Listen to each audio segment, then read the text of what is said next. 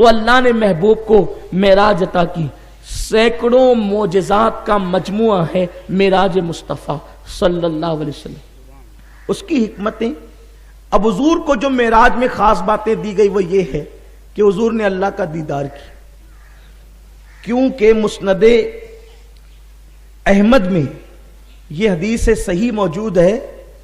آقا فرماتے ہیں رائیت ربی عز وجل کہ میں نے اپنے رب کو دیکھا. خصائص کبریٰ میں امام سیوطی نے فرمایا کہ یہ حدیث صحیح ہے. امام عبد الرؤف مناوی نے فرمایا یہ حدیث صحیح ہے. آقا فرماتے ہیں میں نے اپنے رب کو دیکھا. حضرت ترمذی شریف کی حدیث ہے.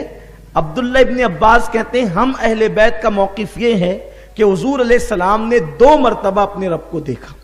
حضور علیہ السلام کو 34 مرتبہ معراج ہوئی, 33 مرتبہ روحانی معراج اور 1 مرتبہ جسمانی معراج. جو معراج ہم مناتے ہیں 27ویں شب کو, یہ جسمانی معراج. حضور جسم کے ساتھ تشریف لے گئے. اس کے اندر بے شمار حکمت ہے. اللہ کو دیکھا. اب بس حکمت کیا ہے وہ آپ کو بتاؤں, غور سے سنیں. حکمت یہ ہے, پہلے اس کا پس منظر پیش کرنا چاہتا ہوں, پھر جتنی حکمتیں وقت میں گنجائش ہوگی پیش کریں گے. پہلی حکمت یہ ہے کہ محبوب صلی اللہ علیہ وسلم امت کے گناہ دیکھ کر رات و دن روتے تھے. امت کے گناہ دیکھ کر رات و دن آنسو بہاتے تھے. اللہ نے فرمایا محبوب تو نے امت کے گناہ تو دیکھیں, ذرا میری رحمت بھی آ کر دیکھ لے. تو نے امت کے گناہ دیکھیں تب ذرا میری رحمت بھی آ کر دیکھ لے. اور اس کے بعد خاص بات یہ ہے کہ جب تک کہ کسی فیصلے کے متعلق بات چیت نہ ہو جائے. ایک مثال کے ذریعے سمجھاتا ہوں. جج موکل کے بارے میں کیا فیصلہ کرے گا جب تک یہ وکیل کو نہیں پتا ہو, اس وقت تک وکیل بھی لرزتا رہتا ہے. آپ مقدمات لڑتے رہتے, کورٹوں میں جاتے رہتے, اور آپ کو معلوم ہے وکیل کی بھی دل کی دھڑکن تیز ہوتی ہے. میرا موکل سزا پائے گا یا باعزت بری ہو جائے گا. یہ کب معاملہ ہوتا ہے؟ جب تک جج کا سامنا نہ ہو. جج کا سامنا ہوگا, بحث ہوگی, باتیں ہوگی, گفتگو ہوگی, پھر جج کے اپنے موڈ پر ہے, وہ جو چاہے فیصلہ سنا دے, یا تو باعزت بری کر دے, یا تو سزا سنا کر کے لاک اپ میں ڈلوا دے, یا پھانسی کی سزا دلوا دے, یا عمر قید کی سزا دلوا دے, جو چاہے کر دے. لیکن جتنا بڑا مجرم ہوگا وکیل کے دل کی دھڑکن اتنی تیز ہوگی. جج کا موڈ کیا ہے نہیں پتا, جج نے فیصلہ کیا کرنا ہے نہیں پتا. لیکن کل فیصلے کا دن ہے, اور اس دن سے 1 دن پہلے جج اور وکیل تنہائی میں بیٹھ کر گفتگو کر لیں تو اب مجرم بھی بے فکر ہو جائے, وکیل بھی بے فکر ہو جائے. کیوں؟ اس لیے کہ فیصلے سے پہلے جج اور وکیل جب آپس میں گفتگو کر لیں تو اب ان کی گفتگو تو یہ جانے, یہ گفتگو اوپن نہیں کی جاتی. لیکن اگر یہ معلوم ہو جائے, اگر یہ پتا چل جائے کہ جج اور وکیل کی 1 دن پہلے ملاقات ہوئی ہے تو دنیا بھی کہتی ہے ٹینشن نہیں لینا, اخباری نمائندے بھی کہتے ہیں ٹینشن نہیں لینا, مجرم بھی کہتے ہیں ٹینشن نہیں لینا, کیونکہ جج اور وکیل کی بیٹھک ہو چکی ہے. اور جو تنہائی میں بیٹھک ہوئی ہے تو پھر فیصلہ کوئی بہتر ہی ہوگا. ملانے کے لیے نہیں کہتا, صرف سمجھانے کے لیے کہتا ہوں. دنیاوی مثال دے کر سمجھانا یہ اللہ کے رسول کی سنت ہے, یہ بزرگوں کی سنت ہے.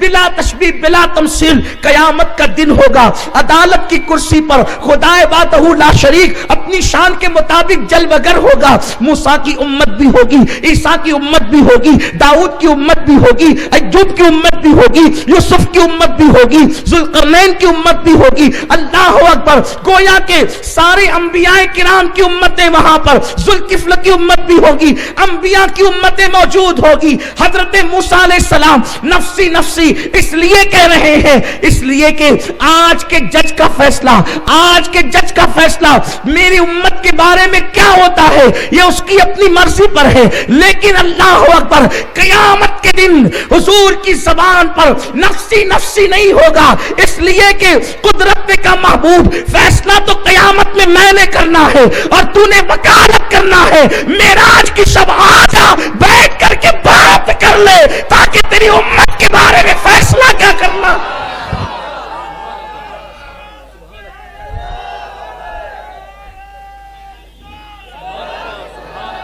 معراج کیا ہے؟ معراج کسے کہتے ہیں؟ میرے اللہ نے محبوب کو بلایا، حریم ناز میں بلایا، وہ اللہ جو اٹھنے بیٹھنے سے چلنے پھرنے سے پاک ہے، اتنے قریب بلایا اور قریب بلا کر کے پھر کیا کہا پتہ ہے؟ فَأَوْحَى إِلَىٰ عَبْدِهِ مَا أَوْحَى، ہم نے جو باتیں کرنی تھی کر لی، اللہ نے نہیں بتائی، کسی نے نہیں بتائی، لیکن بات کیا ہوئی؟ حضور نے ایک بات بتائی اور اس کو سنیے اور جھوم جائیے، پھر معراج کا جشن کل منائیے۔ لوگ بڑے جشن مناتے ہیں، حضور کی معراج کا جشن نہیں مناتے، اعتراض کرتے ہیں جشن معراج پر۔ مناؤ حضور کی معراج کا جشن، نمازیں پڑھ کے مناؤ، فاتحہ کر کے مناؤ، خوشیوں کا اظہار کر کے مناؤ، آنسوؤں کی سوگات پیش کر کے مناؤ۔ اللہ نے محبوب کو کیا کہا؟ حبیب تیری امت گنہگار ہے اور میں غفار ہوں، قیامت کے دن تیری امت کے جرائم نہیں دیکھوں گا بلکہ حبیب تیرا چہرہ دیکھوں گا، تو جس کو چاہے گا میں اس کو جنت عطا کروں گا۔ تو محبوب کو بلایا گیا، حبیب آ تو مجھے دیکھ لے، میں تجھے دیکھ لوں، دیکھنے کا مزہ آج کی رات ہے۔ لیکن یہ بات تو بھی قیامت کا دن ہوگا، 1,24,000 کم و بیش انبیاء ہیں، کسی نبی نے بھی اللہ کو نہیں دیکھا، بولو دیکھا، سوائے ہمارے حضور کے۔ ایک نبی نے تمنا کی تھی، ربی ارنی انظر الیک، اللہ میں تجھے دیکھنا چاہتا ہوں۔ قرآن میں آیا لن ترانی، تو نہیں دیکھ سکتا، یہ آپ بار بار سنتے رہتے، میں نے آج اس پہ کوئی تذکرہ نہیں کرنا، بلکہ آپ کو بتاؤں، ابن عباس کہتے ہیں جب حضرت موسیٰ نے 9 مرتبہ کہا نا اے اللہ میں تجھے دیکھنا چاہتا ہوں، میں تجھے دیکھنا چاہتا ہوں، میں تجھے دیکھنا چاہتا ہوں، اللہ نے کیا فرمایا؟ موسیٰ تو بہت اصرار کر رہا ہے مجھے دیکھنے کا، پہلے ایک کام کر، تو میری مخلوق کو دیکھ لے، میں نے جو مخلوق پیدا کی ہے نا اس کو دیکھ لے، آپ بہت خوبصورت ہے، آپ کو دیکھ کر کون ڈرتا ہے؟ لقد خلقنا الانسان فی احسن تقویم، اللہ نے آپ کو بڑا حسین بنایا ہے، لیکن جو فرشتے ہیں نا، فرشتوں میں بعض فرشتے بہت خوبصورت ہیں، لیکن بعض فرشتوں کے چہرے ایسے ہیبتناک ہیں کہ دیکھیں تو حالت خراب ہو جائے۔ آپ جانتے ہیں ایک موت ہے، موت کا فرشتہ ایک ہی جس کو اسرائیل کہتے ہیں، جانتے ہیں اسرائیل کو؟ اسرائیل کو جانتے ہیں؟ ایک موت کا فرشتہ، میں سمجھتا ہوں کہ شاید میری معلومات اور میری دانست میں آج تک کسی نے اپنے بیٹے کا نام بھی اسرائیل نہیں رکھا، لوگ اس سے اتنا ڈرتے ہیں کہ اس کا نام بھی کسی نے نہیں رکھا، کیونکہ وہ ہے ایک ہی فرشتہ اسرائیل، لیکن اس کا حال یہ ہے نیکوں کے پاس آتا ہے تو خوبصورت بن کر آتا ہے، اور جب گنہگاروں کے پاس آتا ہے تو ایسی بھیانک صورت لے کر کے آتا ہے کہ انسان کی آنکھیں کھلی کے کھلی رہ جاتی ہے۔ اگر آنکھیں کھلی ہے تو کھلی کے کھلی رہ جائے، آدمی بند بھی نہیں کر پاتا، کسی کا حال یہ کوئی پیشاب کر دیتا ہے، کوئی پاخانہ کر دیتا ہے، بتانے کی بات نہیں، آپ کو پتا ہے، اور انسان کو موت آ جاتی ہے۔ یہ کون ہے؟ اسرائیل، یہ اللہ کا بندہ ہے، یہ فرشتہ ہے۔ مجھے حیرت ہوتی ہے کہ جب اسرائیل کو دیکھ کر کے لوگوں کے ہاتھ پیر ڈھیلے پڑ جاتے ہیں، یہ بندہ ہی تو ہے نا اللہ کا، اسرائیل کو دیکھ کر ہاتھ پیر ڈھیلے پڑ جاتے ہیں تو اللہ کو دیکھنا کوئی معمولی بات ہے؟ رب کا دیدار کوئی معمولی بات ہے؟ آپ غور تو فرمائیں، سوچے تو صحیح، حضور کا معجزہ کتنا بڑا ہے، یہ معراج جسے کہتے ہیں۔ سنیو، اپنے قسمت پہ ناز کرو، اللہ نے ہمیں کیسا نبی عطا فرمایا، اللہ نے ہمیں کیسا رسول عطا فرمایا۔ وہ خدا جس کا جسم نہیں، وہ خدا جس کا جسم نہیں، جس کے ہاتھ نہیں، جس کے پیر نہیں، ہمارا نبی اس کو بھی دیکھتا ہے، اس کو بھی دیکھ لیتا ہے۔ غور کریں، جس کا جسم نہیں وہ نظر نہیں آتی۔ دنیا کا کوئی مولوی، وکیل، ڈاکٹر، انجینئر ہے کوئی جو ہوا کو دیکھ سکے؟ ہوا کے ہاتھ پیر نہیں، اس لیے نظر نہیں آتی۔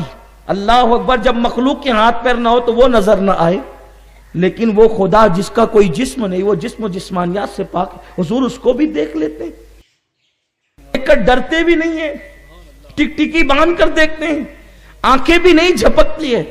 یہ سب انشاءاللہ یہ نکات تو کل ہم عرض کریں گے, لیکن آج صرف یہ بتانا ہے کہ جناب موسیٰ کو اللہ نے کہا موسیٰ پہلے میری مخلوق دیکھ لے, ایک کام کر, مجھے دیکھنے کی تمنا کرتے ہیں نا, ذرا میری مخلوق دیکھ لے.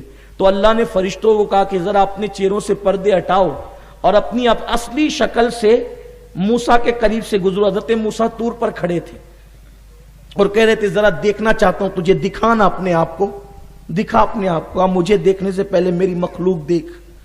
تو جب وہ مخلوق فرشتے گزرنے لگے نا تو حضرت موسیٰ علیہ السلام نے دل پکڑ لیا اور عرض کی میرے اللہ مجھ سے لغزش پیغمبرانہ ہوئی ہے کہ میں نے یہ سوال کیا, میں نے کہا تجھے دیکھنے کا سوال, میں ان کو نہیں دیکھ سکتا, میرا سینہ پھٹا جاتا ہے ان کی ہیبت کی وجہ سے. تو جبریل آئے اور عرض کرنے لگے موسیٰ آپ نے خدا کو دیکھنے کی بات کی, آپ ان کو دیکھیے, ان کو نہیں دیکھ سکتے. اللہ اکبر. جناب موسیٰ علیہ السلام نے پھر رب کی بارگاہ کے اندر کہا نا تبت الیک, میں تیری بارگاہ میں توبہ کرتا ہوں. یہ توبہ کس چیز سے کر رہے ہیں موسیٰ؟ یہ جو کہا تھا نا ربی ارنی, یہ ربی ارنی کے بعد تبت الیک کہنے کی وجہ کیا ہے؟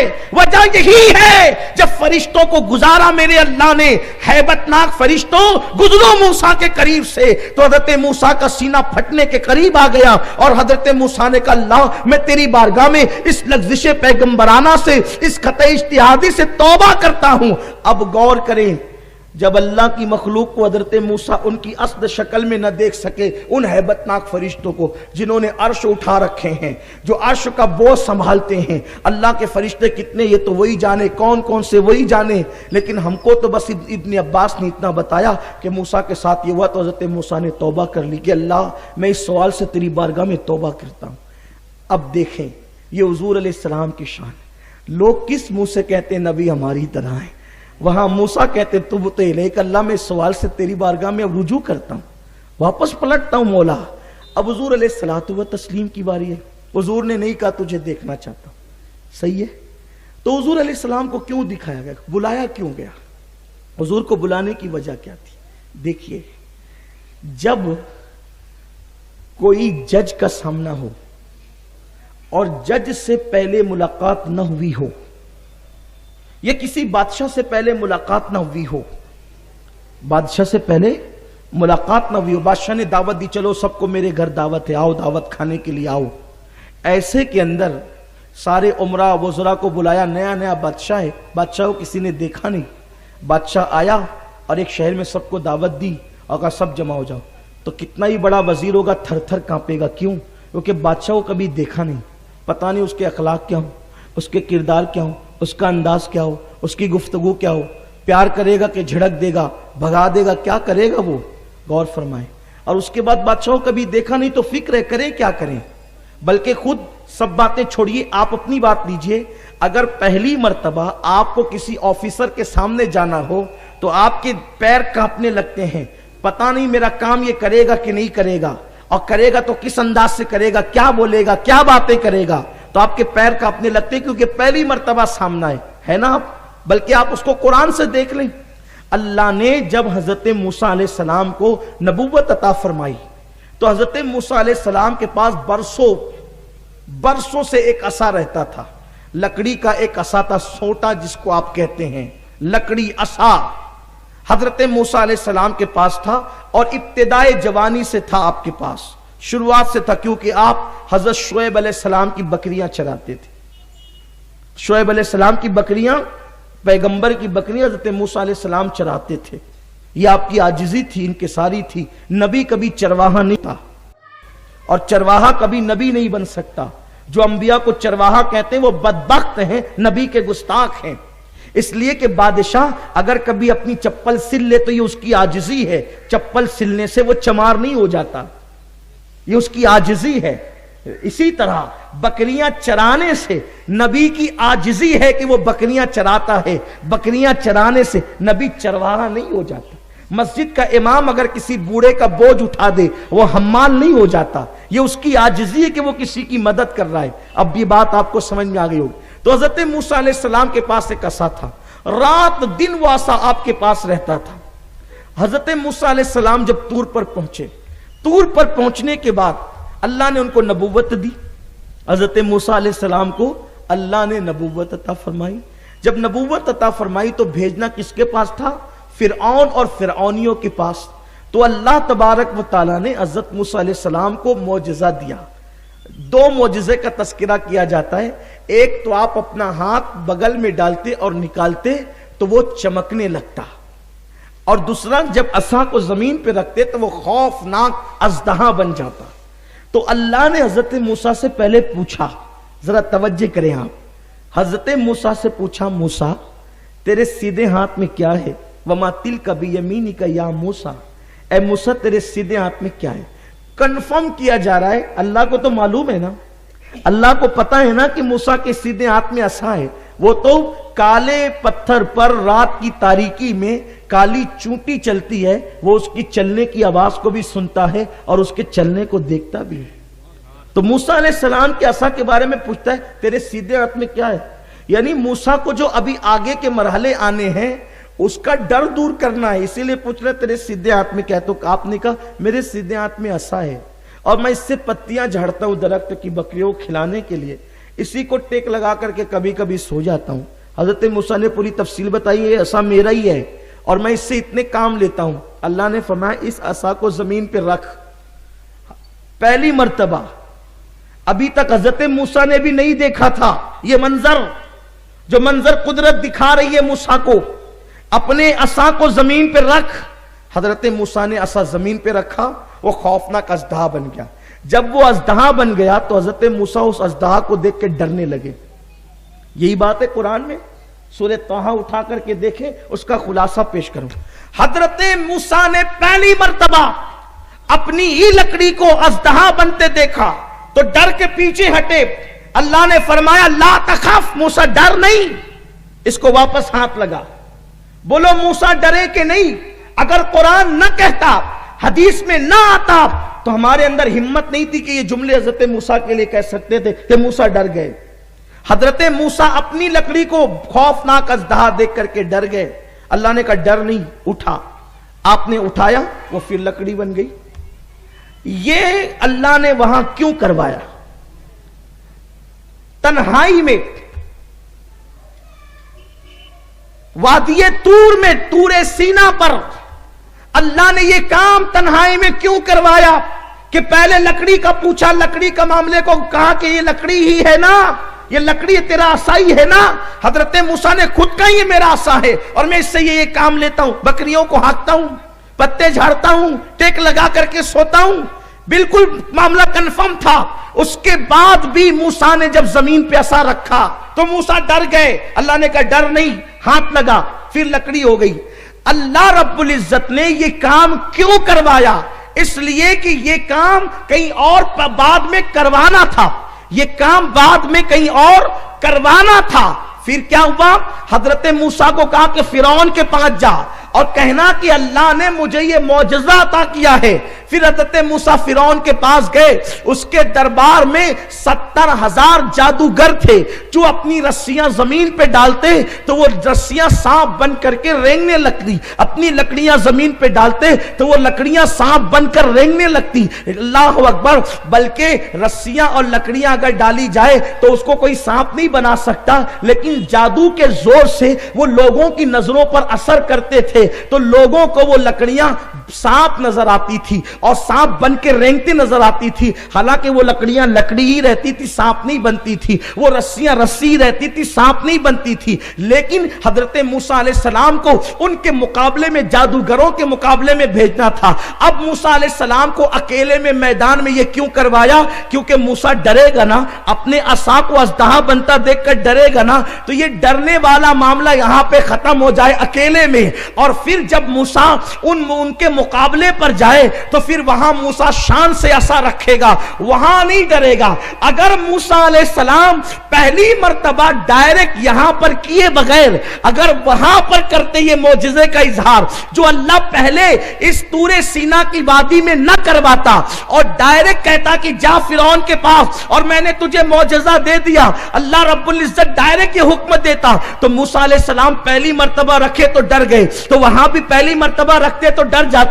अपने ही मौजिज़े سے خود ڈرتے تو بولو ان لوگوں پہ کیا اثر پڑتا. حیرت کی بات ہے, وہ کہتے ہیں ہم بھی ڈر رہے ہیں, یہ بھی ڈر رہے ہیں, تو یہ کون سا معجزہ ہے؟ تو اللہ نے پہلے کروا کے وہ ڈر کو دل سے نکال دیا, تاکہ موسیٰ, اب جب موسیٰ کا عصا اژدہا بنے گا تو فرعون ڈر رہا ہوگا, فرعون ہی ڈر رہے ہوں گے, لیکن موسیٰ بغیر خوف کے وہاں پہ کھڑا رہے گا, ڈٹا رہے گا, تاکہ لوگوں کو پتا چلے کہ موسیٰ علیہ الصلوۃ والتسلیم یہ عصا کا معجزہ لے کر کے آئے ہیں. لیکن اگر یہ بات پہلی مرتبہ ہوتی اور موسیٰ علیہ السلام بھی ڈر جاتے تو لوگ جناب موسیٰ کا مذاق اڑاتے. اب یہ بات آپ کے سمجھ میں آ گئی, لیکن ایک نقطہ یہاں کر کے پھر آگے آنا چاہتا ہوں. معراج مصطفیٰ صلی اللہ علیہ وسلم کی طرف میرے آقا صلی اللہ علیہ وسلم کے دیوانوں, حضرت موسیٰ جب یہ معجزہ لے کر کے گئے تو فرعون کے 70,000 درباری جو جادوگر تھے, ان لوگوں نے حضرت موسیٰ سے کہا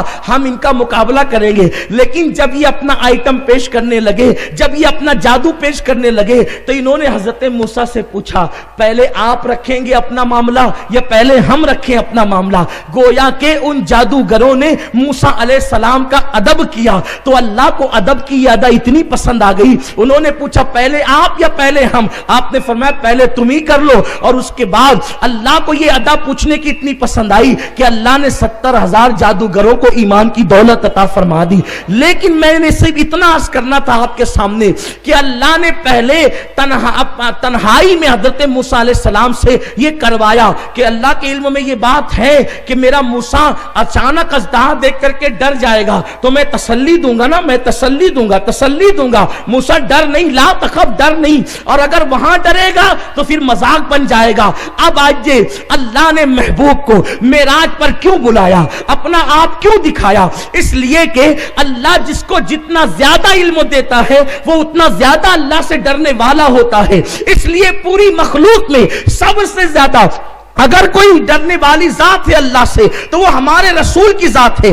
اب اللہ نے قیامت کے دن ہے, اللہ رب العزت نے عرش اب لگانا ہے, عرش پہ کرسی بچھانا ہے, اس کرسی پر اپنے محبوب کو بٹھانا ہے, اور سارے انبیاء کو, اللہ اکبر, سارے انبیاء نفسی نفسی کہہ رہے ہوں گے, لیکن کرسی کس کو ملے گی؟ ہمارے نبی کو ملے گی. میرے آقا نے سب کی شفاعت کرنا ہے, انبیاء کرام کی نبوت کی گواہی حضور نے دینا ہے, انبیاء کرام نے تبلیغ کا کام کیا اس کی گواہی حضور نے دینا ہے, انبیاء کرام کی صداقت کی گواہی حضور نے دینا ہے.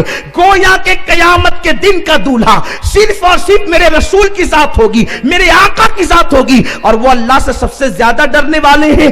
انبیاء نفسی نفسی کیوں کہہ رہے ہوں گے قیامت کے دن؟ کیونکہ انہوں نے اللہ کو نہیں دیکھا, تو اللہ کو جب نہیں دیکھا تو اب اللہ کو بے پردہ دیکھنے کی باری ہے, تو وہ ڈر رہے ہیں, نفسی نفسی کہہ رہے ہیں. ان سے زیادہ تو حضور کے دل میں اللہ کا خوف ہے. اگر حضور بھی اللہ کو نہ دیکھتے تو حضور بھی نفسی نفسی کہتے. میرے بھائی, اگر ایک گھر میں میت ہو جائے اور سارے ہی لوگ رونے لگے اور گھر میں کوئی بڑا تسلی دینے والا نہ ہو تب تو تماشا ہو جاتا ہے. کوئی ایک تو ہوتا ہے جب سب رو رہے ہوتے تو وہ تسلی دیتا ہے, تو وہ سب کو سنبھالتا ہے, سب کا سہارا بنتا ہے. اب قیامت کے دن سبھی نفسی نفسی کہہ رہے ہیں, اور قیامت کا دولہا شافعی یوم النشور بھی نفسی نفسی کہے گا, تو لوگوں کی ہمت کون بندھائے گا, لوگوں کی ڈھارس کون بندھائے گا؟ حالانکہ حضور تو سب سے زیادہ اللہ سے ڈرنے والے ہیں. اللہ رب العزت نے کہا محبوب آ کر کے پہلے مجھے دیکھ لے تاکہ یہ تیرا ڈر ختم ہو جائے, کیونکہ حضور جب گئے نا تو آقا کریم ڈر کی وجہ سے رکتے تھے. آگے اگر وقت رہا تو اس پر گفتگو ہوگی, حضور رکتے تھے تو اللہ کہتا تھا ادن منی یا محبوب, ادن منی یا حبیب, ادن منی یا محمد, ادن منی یا احمد. حبیب اور قریبا اور قریبا. حضور ڈر رہے تھے اللہ کی بارگاہ میں جانے سے کیونکہ خوف تھا رب تبارک و تعالیٰ کا, لیکن اللہ نے ڈر نکالا, فرمایا ادن منی یا حبیب, میرے قریبا قریبا قریبا, اور اتنے قریب بلایا. ثم دنا فتدلى فكان قاب قوسين او ادنى. اللہ نے اتنے قریب بلایا کہ 2 کمان یا اس سے بھی کم کا فاصلہ رہ گیا, اور کہا محبوب مجھے جی بھر کے دیکھ لے, اور دیکھ بھی لے, باتیں بھی کر لے. تو اب اللہ نے اپنے محبوب کو اپنا آپ دکھا دیا ہے. حضور نے اللہ کو بے پردہ دیکھ لیا, اور دیکھا, اور ابن عباس تو کہتے ہیں 2 مرتبہ, اور مسلم شریف کی حدیث سے اشارہ ملتا ہے کہ 9 مرتبہ. 9 مرتبہ کیسے دیکھا؟ 9 مرتبہ اس طرح دیکھا کہ حضرت موسیٰ نے کہا 50 وقت کی نمازیں ملی ہے, جائیے کم کرا کے لائیے. تو گئے 5 کم ہوئی, پھر گئے 5 کم ہوئی, پھر گئے 5 کم ہوئی, اب 50 سے 45 ہوئی. تو کتنی مرتبہ جانے پہ جو ہے وہ 50 سے 5 ہوگی, 45 کم ہوئی, 5 بچی. تو کتنی مرتبہ گئے؟ 9 مرتبہ گئے. 1 مرتبہ خدا نے بلایا, 9 مرتبہ اپنی مرضی سے تشریف لے گئے. گویا کہ خدا کے حسن سے اتنے مانوس ہو گئے کہ اب بار بار جا رہے ہیں, بار بار آ رہے ہیں. میرا امام کہتا ہے قصر دنا تک کس کی رسائی, جاتے یہ ہیں آتے یہ ہیں, جاتے یہ ہیں آتے یہ ہیں, جاتے یہ ہیں آتے یہ ہیں. اب پتا چلا کہ اللہ نے اپنے آپ کو دکھانے کے لیے اتنے قریب کیوں بلایا کہ محبوب جب میرے دیکھنے کے خوف سے سارے انبیاء ڈر رہے ہوں گے تو وہاں پر بے خوف ہوگا. کیوں؟ کیونکہ میں تو معراج کی شب خدا کو دیکھ چکا ہوں, اس سے پیار بھری باتیں کر چکا ہوں. ایسے ہی جیسے موسیٰ کے عصا کو سانپ بنتا دیکھ کر سب ڈرے, موسیٰ نہیں ڈرے, کیونکہ پہلے دیکھ کے ڈر دور ہو چکا تھا, پہلے دیکھ کے ڈر دور ہو چکا تھا, اور اب خدا کو دیکھ کر ڈر دور ہو چکا. کیوں دور ہو چکا؟ اس لیے کہ وہ تو قریب بلا کر کے کیسی باتیں کرتا ہے. وہ خود کہتا ہے السلام علیکہ ایھا النبی, بلا کر سلام کرتا ہے, وہ تو بلا کر سلام کرتا ہے, باتیں بھی کرتا ہے. اور کتنی باتیں کی, خود کہتے ہیں فَأَوْحَى إِلَىٰ عَبْدِهِ مَا أَوْحَىٰ. انشاءاللہ کل اگر وقت رہا تو میں عرض کروں گا کہ فَأَوْحَىٰ إِلَىٰ عَبْدِهِ مَا أَوْحَىٰ کیا کیا باتیں ہوئی. کچھ باتیں انشاءاللہ عرض کرنے کی کوشش کروں گا. تو حضور کی معراج کی ایک حکمت یہ تھی کہ محبوب آجا, قیامت میں سب ڈریں گے, تو نہیں ڈرنا. اسی لیے تو سب ڈریں گے, نفسی نفسی کہیں گے. حضور کیا کریں گے پتہ ہے؟ میزان پہ جا کے اپنی نیکیاں گنہگاروں کی نیکیوں میں ملا کر ان کو کامیاب کریں گے. پل صراط پہ کھڑے ہو کے رب سلیم کہہ کے ان کو پار لگائیں گے. پل سے اتارو راہ گزر کو خبر نہ, جبریل پر بچھائیں تو پر کو. اور محبوب جب خدائی کو دیکھ لیا تو بچا کون؟ خدا کو دیکھ لیا, جتنے فرشتے تھے حضور نے سب کو دیکھا. جتنے فرشتے تھے, آقا فرماتے ہیں میں نے اسرائیل کو بھی دیکھا, وہ ہنستا نہیں تھا. سرکار فرماتے ہیں وہ ہنستا نہیں تھا. جبریل اس کو لے کر آیا, میں نے پوچھا جبریل یہ ہنستا بھی نہیں, یہ کون ہے؟ یہ مسکراتا نہیں. شب معراج اس کے لبوں پہ مسکراہٹ نہیں, کون ہے؟ کہا حضور یہ کبھی بھی نہیں مسکراتا, یہ ملک الموت ہے, یہ اسرائیل ہے. حضور نے اس کو بھی دیکھا, حضور پہ کوئی اثر نہیں ہوا. ارے خدا کو دیکھ کر کے جس کی پلک نہ جھپکے, پھر اسرائیل کو دیکھنا اور اسرافیل کو دیکھنا, بلکہ اس رات تو ان لوگوں کا دیکھنا, ان کی معراج ہو گئی. حضور کی معراج کی انہوں نے خدا کو دیکھا, ان کی معراج کی انہوں نے حضور کا دیدار کیا. اور پھر سب فرشتوں نے عرض کی اللہ ایک بار اور دیکھنا چاہتے. پہلے آسمان والوں کو زیارت ہوئی, دوسرے والوں کو, تیسرے والوں کو, چوتھے والوں کو, پانچویں والوں کو, چھٹے والوں کو, ساتویں والوں کو, سب کو زیارت ہوگی. تو سب کہتے تھے ایک بار اور دکھا دے محبوب کو. تو اللہ نے کہا سب آ جاؤ اور سدرہ پہ جمع ہو جاؤ. سدرہ ایک درخت ہے, اس کی مثال حضور نے دنیا کے بیری کے درخت سے دی. وہ بیری کا نہیں ہے لیکن حضور نے مثال دے کے سمجھایا. جیسے بیری کا تمہارا درخت ہوتا ہے ایسا ہے, اور اس کا ایک ایک پتا جو ہے وہ ہاتھی کے کان کی طرح میں نے دیکھا, اور اس کے پھل میں نے مٹکوں کی طرح دیکھا. سرکار فرماتے ہیں اور ہر پتے پہ میں نے فرشتہ دیکھا. بیری گویا کہ اس سدرہ کے درخت کو فرشتوں کے نور نے ڈھانپ لیا تھا. قرآن نے اس کا ذکر کیا ہے, ڈھانپ لیا تھا. آقا فرماتے ہیں جتنے فرشتے تھے میرا حسن دیکھتے تھے اور سبحان اللہ کہتے تھے. حضور کو دیکھ کر کے فرشتے سبحان اللہ کہتے تھے. حضور کی معراج کی حکمت یہ تو ایک ہی بات بیان کی, ابھی اور